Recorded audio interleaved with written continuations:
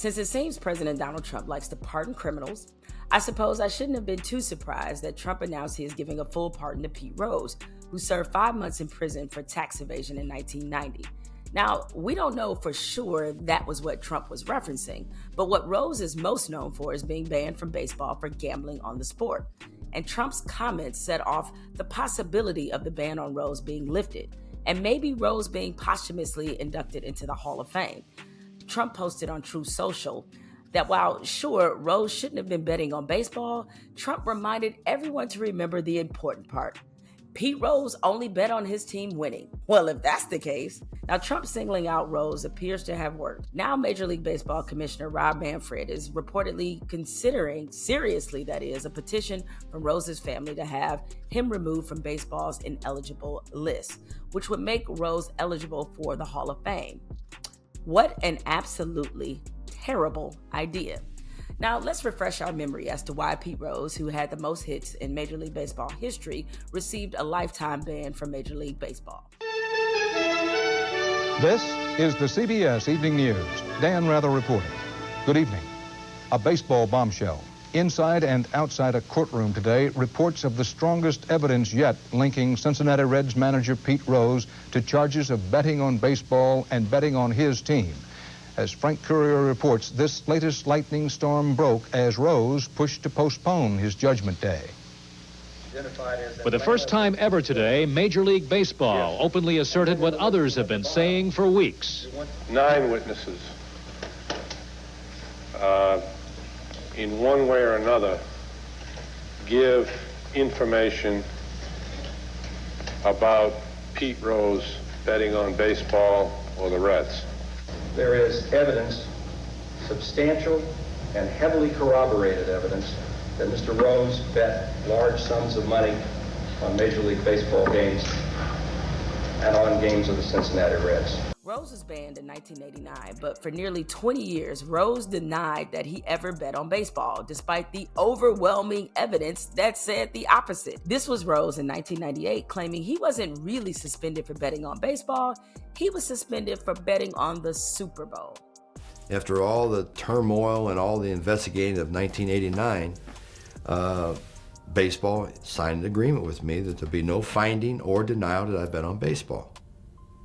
So then if you read that, then you read Rule 21, and you know I didn't bribe umpires or I didn't give people gifts, that you have to believe that I was suspended based on admitting that I illegally bet on football and hanging around undesirables, which was wrong. So, I mean, that's the bottom line. I mean, that's the bottom line. So I get a kick out of people who say, why'd you sign the agreement? Well, I'll tell you, it's very simple.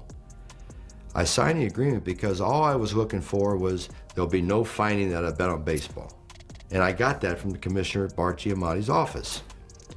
That's the same thing I'm going to do if I go to court the following week and prove I didn't bet on baseball. There's no finding I bet on baseball. The only difference, I'm going to save $500,000 in lawyer fees, and I'm not going to drag baseball through a court proceeding during the playoffs. Pete Rose was like, if it's a lie, then we fight on that lie.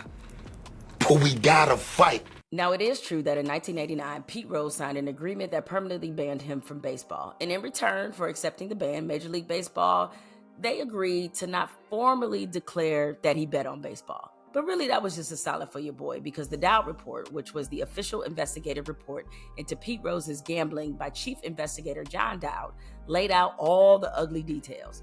The 225-page report included betting slips, bank and telephone records, and other evidence that linked Rose to gambling on baseball in games involving the Reds in 1985, 86, and 87.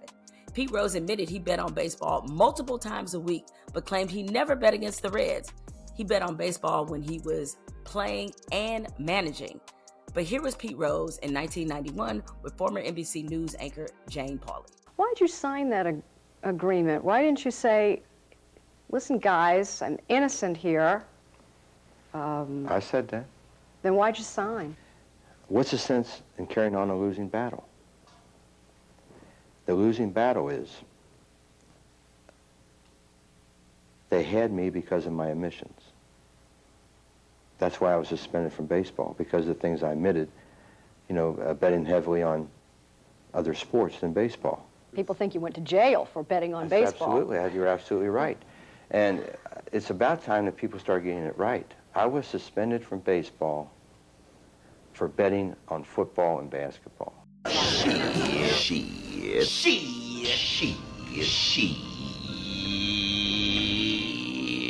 It wasn't until 2004 when Rose had a book to sell that he finally admitted that, yes, he bet on baseball. Rule 21 in baseball, subsection D. Do you know what that is? Yeah, I'm familiar with it. Any player, umpire, or club, or league official or employee who shall bet any sum whatsoever upon any baseball game in connection with which the bettor has a duty to perform shall be declared permanently ineligible. Permanently ineligible. That's posted in every clubhouse in baseball, isn't it? A lot of players don't pay much attention to the fine print. But that's not fine print. That's not infield fly rule. That's not. It's not as big as you. It's not when a game becomes official and whatever. That's the most important rule. That's the rule that goes to the integrity and to the authenticity of the game. So why would you violate it?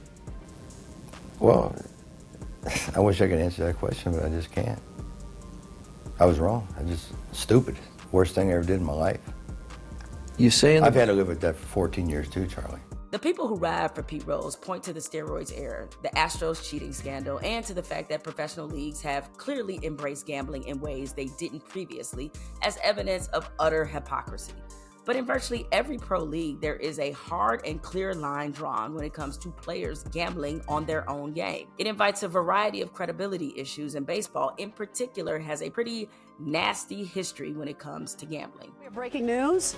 Major League Baseball has officially banned a San Diego Padres infielder Tucupita Marcano for life.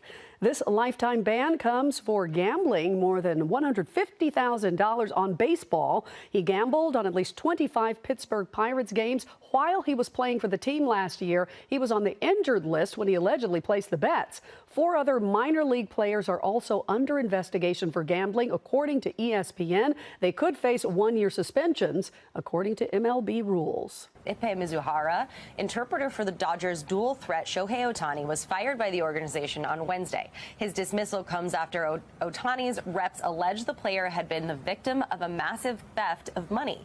ESPN reported Mizuhara initially said in an interview Tuesday that Ohtani had agreed to transfer money to pay off gambling debts, but then a day later told the network Ohtani had no knowledge of them. Citing sources, both the LA Times and ESPN reported the payments involved a California bookmaker under federal investigation and that the money transfers totaled millions of dollars. Baseball has had gambling issues that date back all the way to the 1860s, so the sport literally can't afford to gamble with its credibility. The one rule in baseball you cannot break is gambling on the game. There's also the issue of Pete Rose himself, who was the ultimate tough-nosed player, one of the best hitters in the sport's history, but he also spent a lot of years in defiant denial and painting himself as a victim. Not getting into the Hall of Fame, even in death, is something Pete Rose truly earned.